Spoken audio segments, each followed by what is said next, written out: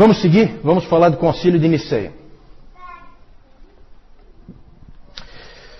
Gente, como eu disse antes, o quarto e o quinto séculos foram de imensa produção teológica.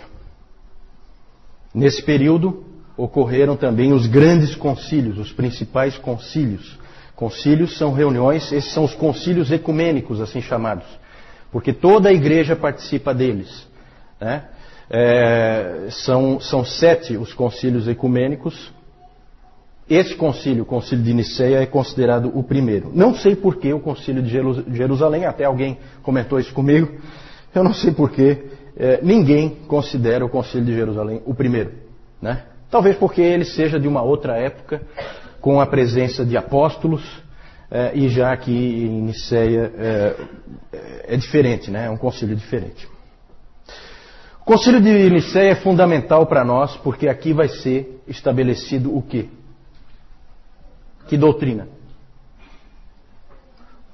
O cânon, na verdade, ele não está totalmente estabelecido aqui, não. Ele foi discutido em Nicéia, mas ainda tinha livros duvidosos, né? Tem uma doutrina mais importante que vocês têm que associar a Nicéia, certo? Sempre que se falar em Nicéia, você tem que lembrar dessa doutrina. Alguém sabe qual é? Doutrina da Trindade. Doutrina da Trindade, exatamente, certo? A doutrina da Trindade, ela é estabelecida no Concílio de Nicéia. Claro que a discussão principal era quanto à questão da divindade de Cristo. Se Cristo era Deus ou não. Lembram quem foi o pai da igreja que criou esse termo Trindade? Porque isso não é um termo bíblico, né? Tertuliano, exatamente. Então, bom de memória, hein? Vocês estão afiados. Claro, gente, desde o início a igreja cria na divindade de Cristo. Isso nunca foi um problema. Só que assim, tudo que ia acontecendo na história da igreja, ao longo da história da igreja, ia aparecendo problemas, ia aparecendo as heresias, nós já vimos isso. E a heresia forçava a igreja a definir com clareza as doutrinas. Apertava a igreja para que a igreja definisse com clareza as doutrinas. Então é claro que sempre se creu na divindade de Cristo, desde o início, só que não havia a expressão teológica disso. E aí surgiram então algumas tentativas de explicar quem é Cristo. E aí surgiram coisas do tipo aí, o subordinacionismo. Subordinacionismo. O que é o subordinacionismo? É o seguinte pensamento. O Pai está acima do Filho, que está acima do Espírito Santo. Subordinação, certo? Fica claro aí o porquê do nome. Então o Pai é mais importante que o Filho vem em seguida e depois vem o Espírito Santo em terceiro plano. E também surgiu uma outra forma de pensar, que era o monarquianismo. O que é o monarquianismo? Vem de mono, um. O monarquianismo dizia o seguinte: não, o Pai, o Filho e o Espírito Santo é o mesmo Deus, só que ele se manifesta de maneiras diferentes. Então uma hora ele está como Pai, outra hora ele está como Filho, outra hora ele está como Espírito Santo, mas é sempre o mesmo. Ora, essas coisas impuseram uma dificuldade para a igreja. O que fazer com isso aí? Isso aí é verdade, não é verdade? Seguimos isso, acreditamos nisso ou não? Houve necessidade de definir as coisas de forma clara. E aí surgiu uma outra coisa. Pode passar aí, por favor? Aí surgiu um debate ainda mais intenso. Um problema na cidade de Alexandria. É sempre Alexandria, né? Impressionante. Alexandria está em todas Alexandria. Houve um problema na igreja de Alexandria. A igreja de Alexandria tinha um bispo, já um senhor muito velho, bem velhinho, chamado Alexandre. E esse bispo, ele pregava, e ele sempre pregava enfatizando a igualdade do Pai e do Filho. Deixando claro que o Pai e o Filho estão em pé de igualdade, que não há o subordinacionismo, que o Filho é Deus, como o Pai é Deus. E lá em Alexandria havia um presbítero bem mais novo, um sujeito ambicioso. Então entendam isso, é o bispo da cidade e um dos presbíteros da mesma cidade. O problema é lá dentro de Alexandria. Esse presbítero chamava-se Ário, e ele se incomodava com a pregação do Alexandre, não gostava. Não gostava do que o Alexandre dizia, aquilo incomodava ele. E aí ele começou a dizer coisas do tipo. Começou a pregar lá para o público dele lá, ele começou a pregar o seguinte: se Cristo é igual ao Pai, então ele é seu irmão e não seu filho. E também esse tipo de pregação começou a confundir as pessoas. Sabe, as pessoas começam a ficar, poxa, eu não estou entendendo. E aí um presbítero, como ele tem a pregação nas mãos, ele pode confundir facilmente as pessoas. As pessoas vão e ouvem, e geralmente são indivíduos muito capazes, com uma boa retórica, e eles acabam confundindo a população, os cristãos. Por isso que é tão importante, como o Nilton frisou hoje de manhã na pregação, né, haver a nobreza dos bereanos sempre dentro da igreja, para que esse tipo de coisa não aconteça, para que sempre a própria congregação possa checar a pregação que é feita. Outra coisa que ele dizia também: houve um tempo em que o Filho não existia. Vejam essa afirmação teológica. Isso é um problema. Se ele não existia, ele foi criado. E realmente era isso que o Ario defendia. Jesus Cristo é o primeiro ser criado. É um ser especial, é um ser muito elevado, mas é um ser criado. Quem é que crê nisso hoje? Que a gente conhece bem. Testemunhas de Jeová, né? Testemunhas de Jeová. Então é uma coisa sutil, por quê? Porque você vai pegar um folheto das Testemunhas de Jeová, é cheio de Jesus Cristo. Né? O único problema é que ele não é Deus. Né? Então eles colocam ele lá em cima, mas não no lugar certo. O debate acabou se tornando intenso. Inclusive depois nós vamos falar do Gregório de Nissa. O Gregório de Nissa dizendo que, olha, que não se falava em outra coisa em Constantinopla. Era insuportável caminhar na cidade. Porque não se falava de outra coisa a não ser esse debate teológico. Agora vejam que é interessante, né? Vejam como o quarto século é peculiar, é um século fantástico. Imagine você as pessoas comuns na rua discutindo teologia. Realmente o mundo tinha se cristianizado. É impressionante. Depois nós vamos ver o Gregório de Nissa. Então, por causa desse problema todo, pode passar aí, convocou-se o primeiro concílio ecumênico, o concílio de Niceia. Foi convocado pelo imperador. Quem é o imperador? Constantino, exatamente. Foi convocado pelo imperador Constantino para resolver a questão. Afinal de contas, quem é que está certo? E lá surgiu essa palavra nesse concílio. O concílio foi na cidade de Niceia, na Ásia Menor. E lá se reuniram então bispos de todas as igrejas do Império Romano, e inclusive convidados de fora do Império Romano.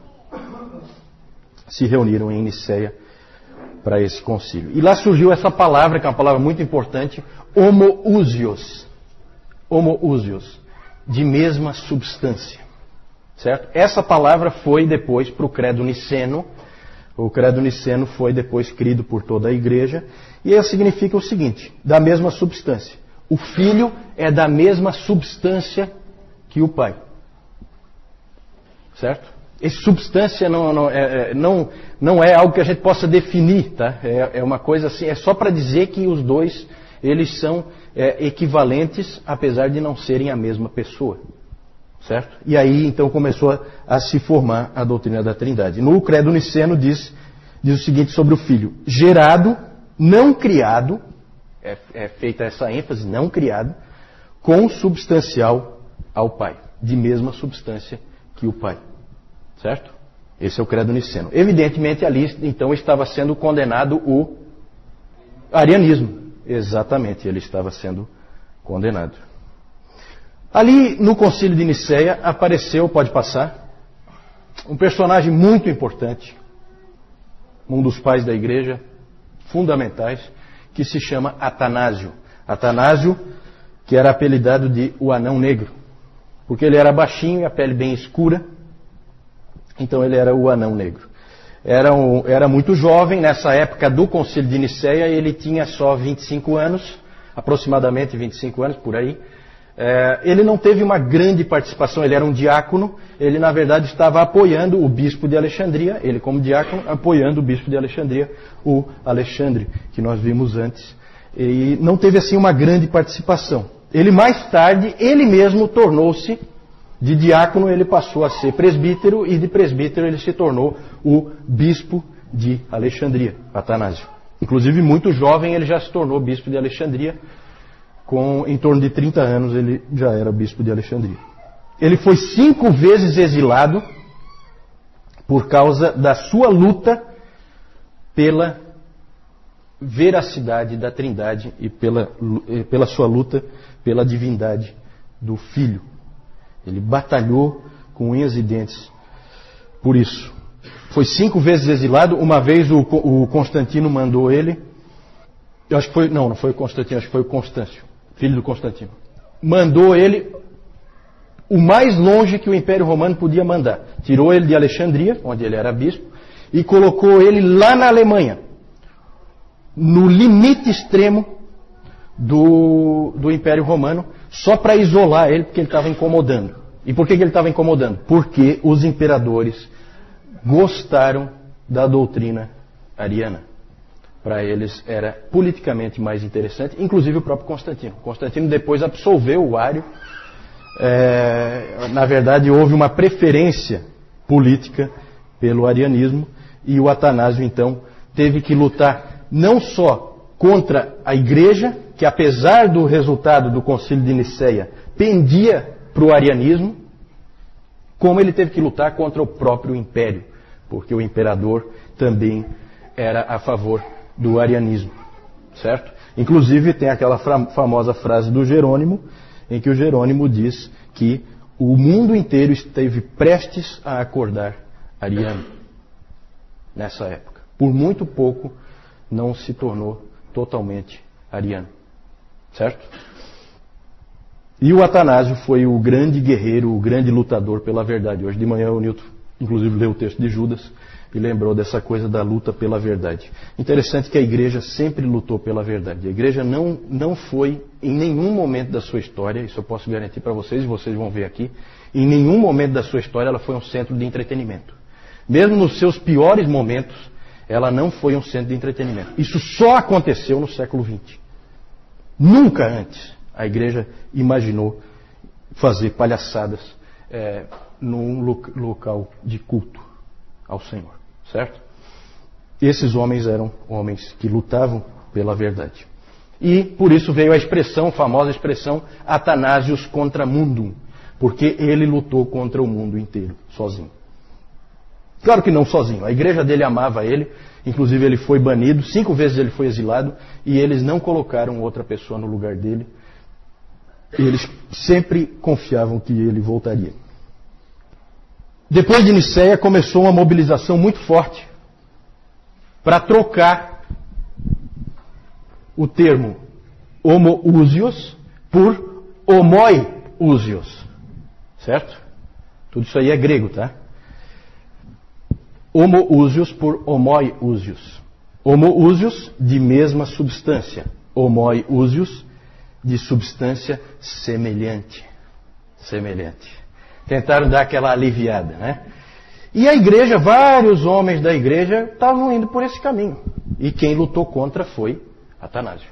Bateu o pé por causa daquela palavra. Inclusive o historiador cético, né? Não é um historiador cristão, o historiador Gibbon, ele debocha dessa situação. Ele fala assim que o mundo inteiro ficou de pernas para o ar por causa de um ditongo. Né? Interessante. Nós temos esse livro de Atanásio sobre a encarnação do Verbo. Ele escreveu esse livro e ele diz que se Jesus Cristo não é Deus, nós não estamos salvos. Esse é o tema básico dele. Esse livro, o Dr. Calhoun inclusive diz que é um livro que hoje, ainda hoje é um livro que é útil, vale a pena ler.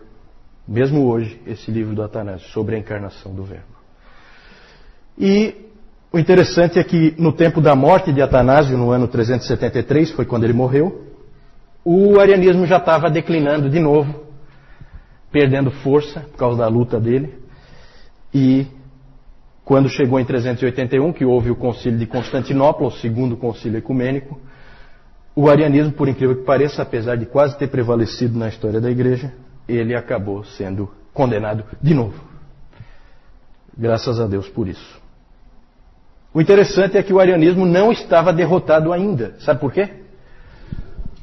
Porque aqui no meio dessa confusão, aqui, depois do concílio de Nicéia, saíram vários missionários para o meio dos bárbaros. E esses missionários saíram no auge do arianismo. Eles foram lá e pregaram uma teologia ariana para os bárbaros. Quando os bárbaros voltaram para dentro do Império Romano, trouxeram o arianismo de volta. Então o arianismo não estava morto. Tá? Ele continua ainda sobrevivendo por um bom tempo. Pode passar.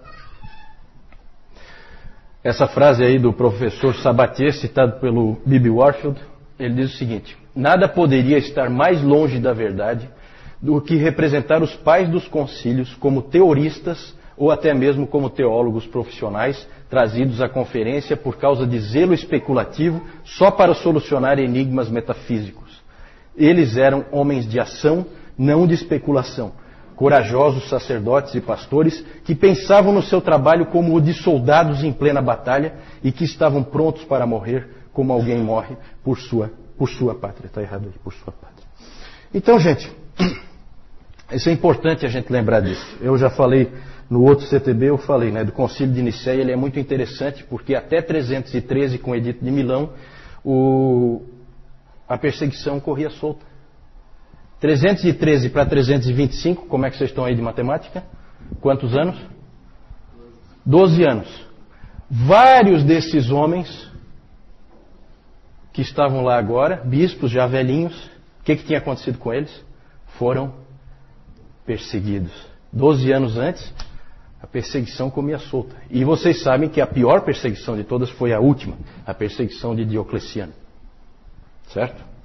Então, ali são homens que vêm para essa conferência, para esse concílio, com as costas rasgadas, de tanto apanhar. Certo? Não é um monte de teórico. Certo? Não, gente, olha, a gente tem que tomar cuidado com o que é a igreja. A pregação do Newton hoje foi muito, muito, muito boa nesse sentido do fortalecimento da noção que nós temos que ter da defesa da verdade. Certo? É impressionante o que se fazia em defesa da verdade. Certo? Vamos lá. Pode passar. Aí algumas figuras aí do Concílio de Nicéia, né, como os artistas retratam. Nada de especial aí, mas a gente pode ter uma ideia, né, deles todos reunidos. A gente às vezes se deixa levar um pouco por essas túnicas, assim como se fosse uma coisa muito estranha o indivíduo vestir essas túnicas. Hoje é estranho realmente. Então a gente faz essa associação, né? Aquela túnica, assim, só um padre veste aquela túnica. Ninguém veste aquela túnica. Só que naquele tempo era roupa comum. Né? Então, cuidado para vocês não ficarem com aquela associação de que esse indivíduo ele se vestia de alguma maneira especial e tal. É claro que aqui os artistas depois, isso aqui é retratado muito depois, colocam assim umas cruzes, umas coisas. Isso aí provavelmente não tinha nada disso, tá? Isso aí são enfeites que depois o artista põe, né? Mas o indivíduo andar com esse tipo de roupa, isso era normal, tá? Pode passar. Aqui só para vocês verem aí o embate, né? Atanásio de um lado e Ário do outro. Pode passar.